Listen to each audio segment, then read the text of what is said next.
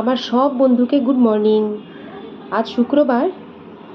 এটা ছিল গতকাল মানে বৃহস্পতিবারের কিছু মুহূর্ত।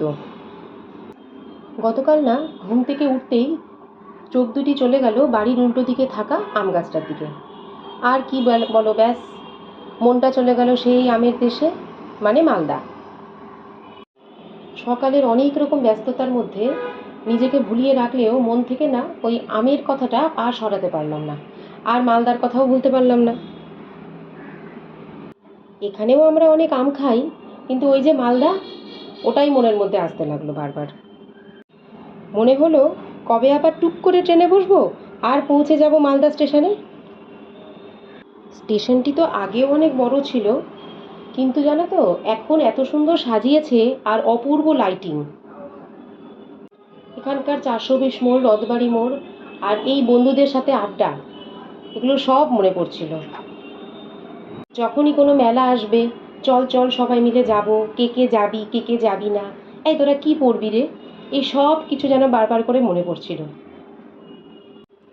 অনেক সময় ফ্যামিলির সবার সাথে বা কোনো কোনো সময় বন্ধুদের সাথে জহরা কালীবাড়ি ঘুরতে যাওয়া, সেখান থেকে আম কিনে আনা এবং তারপরে সেই আম টেস্ট করে বিভিন্ন ধরনের কথাবার্তা কমেন্ট করা, এই কি খেতে সুন্দর, এটা মিষ্টি বা এটা না ততটা মিষ্টি না, এই সব কিছু বারবার বারবার চোখের সামনে ভেসে উঠছিল।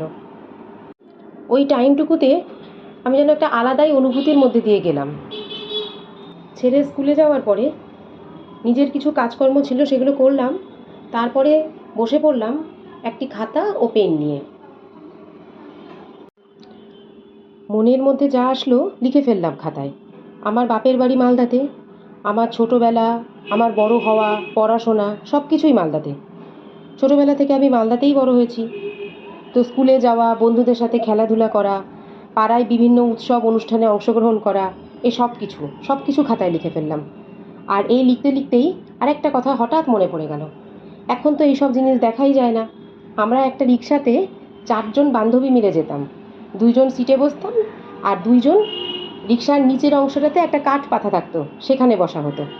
আবার আমরা এই 4জন নিজেদের মধ্যে অল্টার করে নিতাম। এই নিয়ে অনেক সময় বান্ধবীতে ঝগড়াও লাগতো। এগুলো সবই আবেগ। এখনও আমার মা, বাবা, বোন সকলে মালদাতেই থাকেন। আমার অনেক আত্মীয় স্বজন, অনেক বন্ধুবান্ধব, পরিচিত অনেকেই মালদায় থাকেন।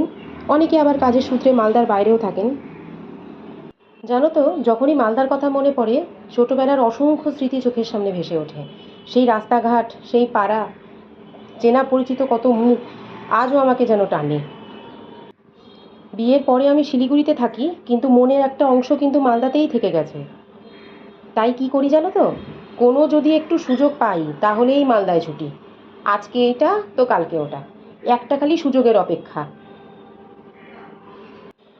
আর এখন তো এমন হয়েছে, আমার সঙ্গে সঙ্গে আমার ছেলেও দিন গোনে, মা মালদা যাবে না, মা আবার কবে মালদা যাব।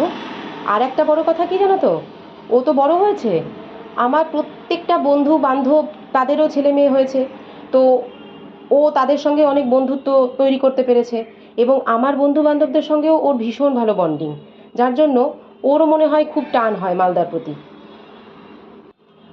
আমার সমস্ত বন্ধুদের মধ্যে অনেকেই নিশ্চয়ই মালদায় থাকো বা মালদা থেকে বিলং করো। তোমরা কিন্তু জানিও কে কে মালদা থেকে বিলং করো, আর কে এখন কাজের সূত্রে বা বিবাহ সূত্রে কোথায় থাকো, অবশ্যই কিন্তু আমাকে জানিও।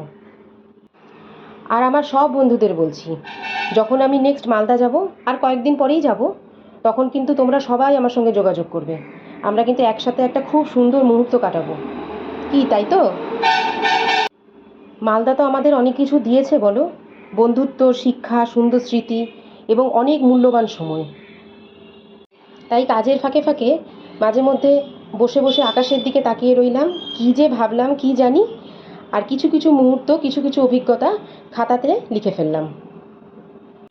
আজকে কিন্তু এই মুহূর্তটুকুর মাধ্যমে মালদার প্রতি এবং মালদার সকল মানুষের প্রতি, সকল বন্ধুদের প্রতি, আমার পরিবারের প্রতি আমি কিন্তু ভালোবাসা পৌঁছে দিলাম।